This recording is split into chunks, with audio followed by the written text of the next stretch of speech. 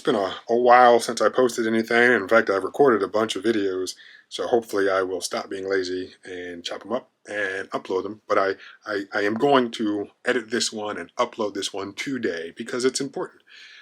As many people know who care, and even people who don't care, they just happen to see it in the news because at some point this company affected a lot of people, and they still affect a lot of people today. Netflix. Netflix has said that they are going to stop shipping DVDs and Blu-rays later this month. I believe it was either in September or October.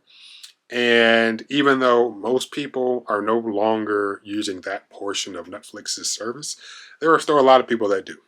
Now, just to give a quick context as to how small that number is, definitely compared to what it used to be, I think right now Netflix has roughly 220 million streaming subscribers. And yeah, it's a lot of people.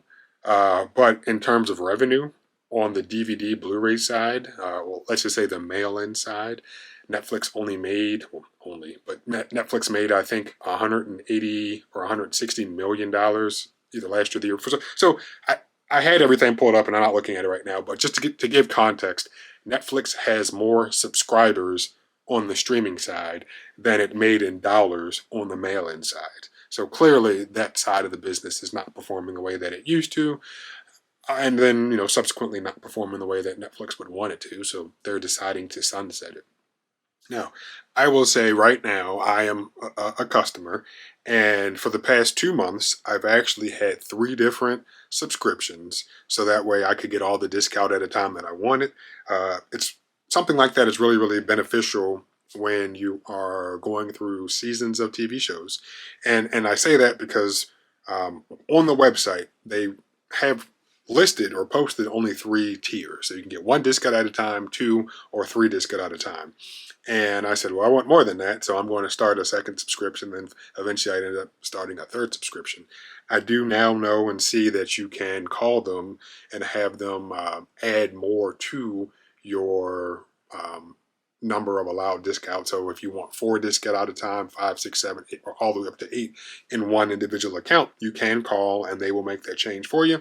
But at the time, I guess I really wasn't paying attention and just decided to start a second and then third subscription. I will say the pricing is probably, where it should be. Originally, I was a little outraged, but then I'm like, okay, that makes sense because they don't want to kneecap themselves too much. Where right now the price for one disc out at a time is $10. I'm just going to round stuff. $10. 2 disc out at a time is 15. 3 disc out at a time is 20. Then you would assume, $5 for each additional disc. So if you wanted 4 disc at a time, you would assume 25.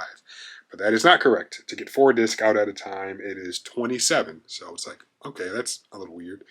And then obviously, again, not 5 additional dollars out. So you'd say maybe $30 out for 5 disc. No, for 5 disc out, it is $34. And then to get 6 disc out, it is $40.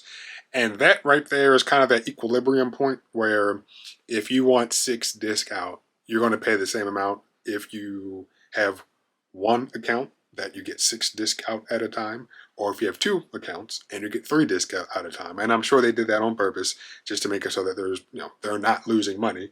Because if you want 7 disc out, you need to pay $46. And if you want 8 disc out at a time, you got to pay $53. And then, of course, if you want 9 disc out at a time, you need to start another subscription. And at that point, it would be in your best interest to have 3 different accounts, kind of like what I did. Now, as I mentioned, it's no secret that business isn't booming the way that it used to. I know that streaming is extremely convenient, and that's why most people do it. I, too, used to stream everything just about because Netflix had everything. Then I started not streaming as much. I still have Hulu, but then some content isn't available on Netflix or Hulu, so you got to go to other streaming services, which I'm not trying to pay for at the moment. So I just do without. And most people choose to not do without, or they password share, which we can talk about that later if we need to, but we probably won't. But back to DVD.com, a Netflix company. Part of my gripe with them, and it has been, it's not a recent issue, it's how they handle new releases.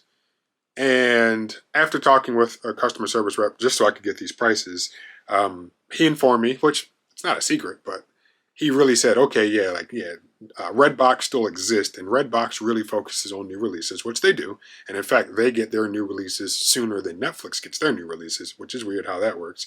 But the thing about Netflix is they have a catalog. They have a bunch of older stuff that you are able to rent, and that's great.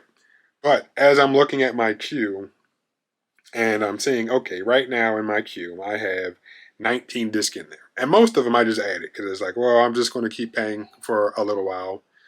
And then I'm going to, cancel either at some point before they stop, or I'll cancel, when they say, hey, we are no longer offering the service. But of the 19 discs that I have in my queue, 6 of them I have to wait on. They're all short waits right now. And some of them are Blu-rays, some of them are DVDs, but all of them, with the exception of one, are 1, 2, or 3 years old. No, 1 or 2 years old. Excuse me. So yeah, like it's just if you want something new, you're going to have to wait, and that really really sucks. And that's been a problem for quite a while. I remember I started my service back in 2009, and I want to say like one of the Transformer movies was coming out or something, and I just couldn't get it, and I was just like, what exactly is the problem here? Why am I waiting to get these discs? And you kind of just deal with it, and you'll get other stuff, and that's the whole point of having the queue, is that other stuff will come, and eventually you'll be able to get the stuff that you're hoping to get. And even 14 years later, like it's still a problem. And obviously Netflix can't control how long somebody holds onto a disc. I mean, that's the whole point of the whole no late fees thing.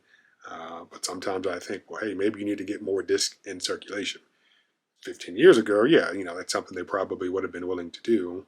But today they're like, nah. I mean, we'll get some more new releases, but we're not going to crank up supply the way that we probably would have a few years ago. But even then, supply I think still wasn't as good as, or as large as it should have been. So yeah, I guess I just wanted to say farewell to a portion of a company that definitely changed the industry, and then they changed the industry a second time by offering the streaming option. And yeah, it's going to be missed. I hope that Redbox sticks around, because I mean, I know for a fact that especially in this country, internet is not good or great for everybody, and streaming sometimes just isn't an option. And if it is, it may not be the best option. So being able to get stuff on disc hopefully doesn't go away for a while. And there are some people like myself who have access to good internet, or have access to a good internet connection, I should say, but still just prefer seeing things on disc. I've made other videos complaining and ranting about, how poor streaming quality video, or how poor the video quality is when you stream it, especially when compared to that same video or movie on an optical disc. But yeah, it's just, it's keeping up with the times. So yeah, hopefully Redbox will be around for a while, and then of course you'll have like the public library and maybe other places too. I plan on posting something or calling somebody and trying to figure out like, hey, what would the protocol be for somebody or for a company wanting to acquire this portion of Netflix? Because even though it's clear that the company in terms of revenue is on a downward trajectory, I truly believe at some point it will even out, as long as they're able to continue providing new releases and continuing to hold on to the existing library, and then obviously meaning that that library will continue to grow. There are going to still be people who are going to want to say, hey, this is what I want. Yeah, I could stream stuff, but I want to be able to do this. So if all that infrastructure is already in place, then I definitely got to think there has to be a way to acquire that from them and be willing to make money, but not as much money, for a couple years, then hopefully just level it out. because $160 million or $180 million isn't something to sneeze at, but it's just not what they want. So yeah.